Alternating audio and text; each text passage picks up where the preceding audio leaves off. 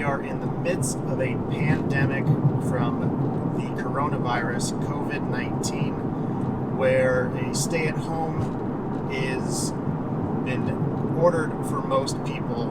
Worldwide, over 700,000 cases of this virus, with nearly 34,000 deaths. So I've decided to come out and break out one of our cars to go tour around downtown Phoenix to show you how empty and delicate the situation is, where ordinarily you'd see tons of people out and about, that the city is nearly shut down.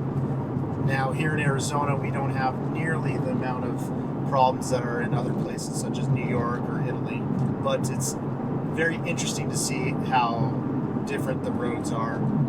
So we've brought out the Mercedes CLK 63.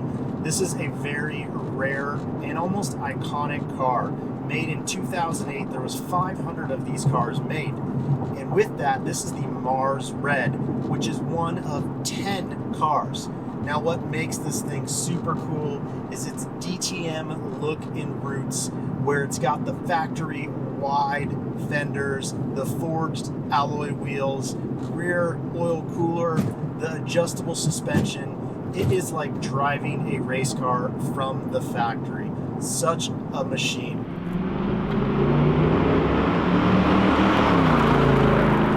This thing has 500 horsepower from the 6.2-liter V8. Yes, it's called the CLK 63, but in actuality, the engine is a 6.218-liter. Same thing found in the early C63s, the W204 chassis. In fact, if you tune these, you can get almost another 40 horsepower out of this engine. It is tremendous.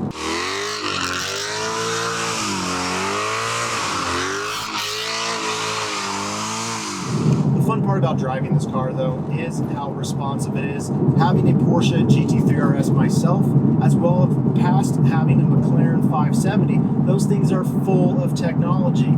Everything from driving assist to the suspension and aerodynamics changing. The CLK 63 is raw dog. This thing is just ready to rock. No Bluetooth. That's a first, for me in a while at least.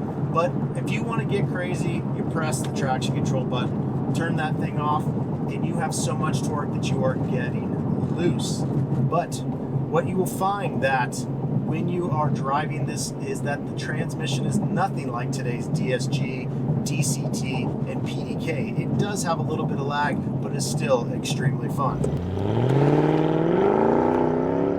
Everything is lightweight in here, from the body panels to the little tiny short shifter that they have here to switch between the gears.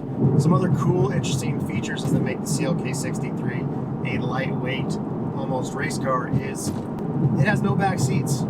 It is a backless, seatless backless. You know, the reason for that was the weight savings. There's just kind of some carpet back there, just like I said, similar to the GT3 RS. These also have extremely comfortable yet bucket-like seats. The bolsters on these factory seats are huge, and you can adjust those from the buttons here on the side. It really keeps you in. So driving this thing is very, very reminiscent of something you would actually sit in, strap down those 5-point harnesses, and get ready to hit the track. Now, when it comes to the aftermarket, the CLK 63 is slightly lacking.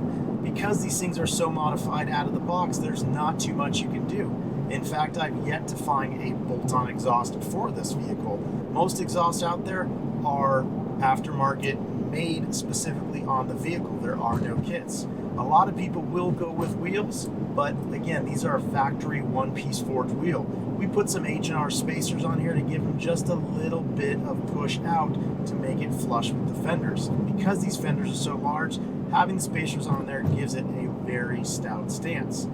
Now, if you did want to go with a lot more horsepower, there are some options. A company such as Weistech, who is known for their very powerful Mercedes options, has a supercharger kit that bolts on right on top. It's a root style blower that will give this thing almost 650 horsepower, which with all that power, these rear tires are going to not hook up. However, when they do, you can consider yourself gone.